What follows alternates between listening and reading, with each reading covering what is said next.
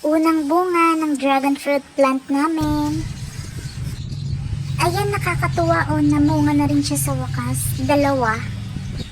Nakatanim lang yan sa galon ng mineral water. Una yung tinanim ng nanay ko tsaka ng ate ko, tas tinuloy ko lang yung pag-aalaga. Nung una nagkakaroon lang yan ng maraming sanga-sanga. Tapos inalagaan ko lang ng natural fertilizers. Ayan, nagsanga-sanga lang siya, tas nag-ugat-ugat siyan. Ayan, hinog na.